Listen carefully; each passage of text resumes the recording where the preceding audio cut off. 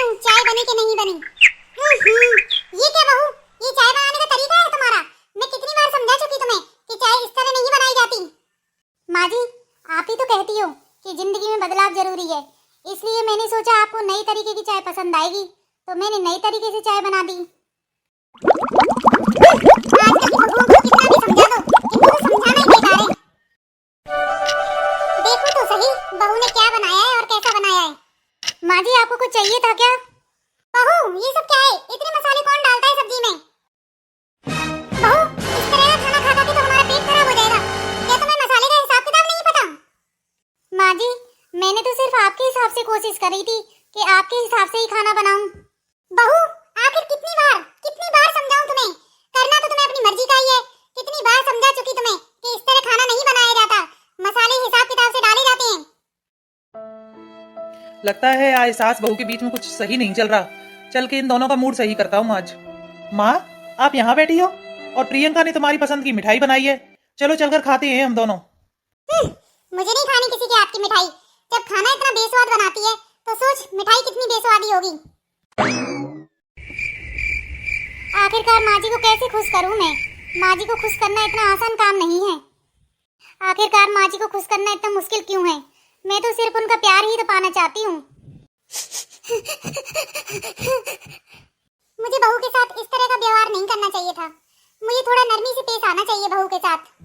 शायद मैं ही बहू को अच्छे से नहीं समझ पा रही हूँ। मुझे उसको नई जिंदगी में ढलने का मौका तो देना चाहिए।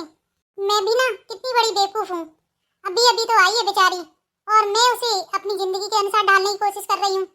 मुझे बहू के साथ इस तरह रूखा व्यवहार नहीं करना चाहिए। कुछ तो समय देना पड़ेगा उसको हमारे अनुसार ढलने के लिए। बेचारी वो भी तो अपने माँ बाप, भाई बहन, अपना घर सब कुछ छोड़कर किसके लिए आई है? हमारे लिए ही तो आई है। नहीं, मुझे इस तरह का व्यवहार बिल्कुल नहीं करना चाहिए अपनी बहू के साथ। आखिरकार वह भी तो किसी की बेटी है। आखिर क्यों क्यों क्यों मैं करती हूँ उसके साथ इतना रूखा व्यवहार? क्या मैं भी एक खड़ूस सास हूँ? नहीं, मुझे एक खड़ूस सास नहीं बनना। मुझे तो उसको एक बेटी की तरह प्यार देना है। शायद मेरे साथ मेरी पिछली जिंदगी मेरे सामने आ जाती है। जो व्यवहार मेरी सास ने मेरे साथ किया वही व्यवहार मैं अपनी बहू के साथ कर रही हूँ। नहीं, मुझे खड़ूस सास नहीं, एक अच्छी सास बन के दिखाना है। मैं उसकी माँ बनकर दिखाऊंगी, एक खड़ूस सास नहीं।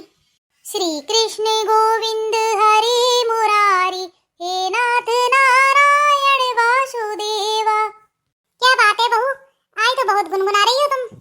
कुछ नहीं माँ जी, बस ऐसे ही गुनगुना रही थी। बहू, आज चाय बनाकर नहीं पिलाओगी मुझे? हाँ माँ जी, क्यों नहीं, अभी बनाकर लाती हूँ चाय। लेकिन बहू, चाय तुम्हारे नए तरीके की होगी। पर माँ जी, आपको तो मेरे हाथ की चाय पसंद नहीं है। अरे भाई, पुरानी तरीके की चाय पी के मैं भी तो बोर हो गई हूँ, इसलिए मुझे नई तरीके की चाय पीनी है। और जिंदगी में बदलाव भी तो बहुत जरूरी है। ठीक है माँ जी, आप चलिए, मैं अभी चाय बनाकर लाती हूँ। बहू, ऐसा करती हूँ, तुम चाय बनाकर लाओ, जब तक मैं बर्तन साफ कर देती हूँ। अरे नहीं माँ जी, आप इस उम्र में बर्तन साफ करती हुई अच्छी लगोगी। मैं नहीं देख सकती ऐसे आपको। अच्छा बाबा, अच्छा ठीक है, अब बातें मत बनाओ, अपने तरीके की चाय बनाओ। माँ जी, आप चलकर हॉल में बैठिए, मैं वही चाय लेकर आती हूँ हम दोनों की। हाँ बहू, आज हम दोनों बैठकर साथ में चाय पियेंगे और टीवी का मजा लेंगे।